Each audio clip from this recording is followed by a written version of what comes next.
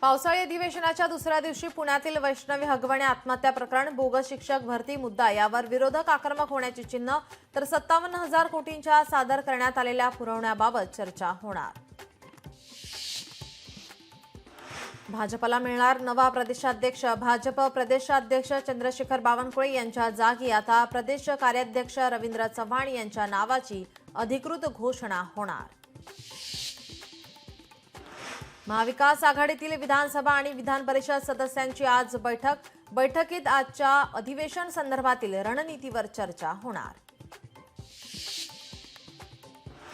शक्तीपीठ महामार्गाविरोधात आज पुणे बंगळुरू महामार्गावर संघर्ष समितीच्या वतीनं आंदोलनाच्या पार्श्वभूमीवर जिल्ह्यात जमावबंदीचे आदेश, तर कोल्हापुरातील जवळपास 15 प्रमुख आंदोलकांना बजावल्या नोटिसा.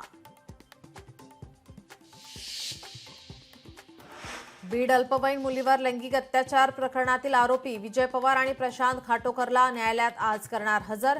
सुनावणीकडे सारांच्या नजरा. राज्यातील शाळा बस मालकांचा येत्या बुधवारपासून अनिश्चित काळासाठी संपावर जाण्याचा इशारा. शालेय वाहतुकीसंदर्भातील अनेक समस्यांकडे शासनाचे आणि वाहतूक खात्याचं दुर्लक्ष होत असल्याचा शाळा ओनर्स असोसिएशनचा आरोप. माऊलींची पालखी आज माळशिरसमध्ये दाखल होणार, तर संत तुकाराम महाराजांची पालखी अकलूजमध्ये दाखल होताच पालकमंत्री जयकुमार गोरे स्वागत करणार. राजा रघुवंशी हत्या प्रकरणी पोलिसांच्या हाती महत्त्वाचे पुरावे. मेघालय पोलिसांना सोनमचा लॅपटॉप आणि दागिने सापडले.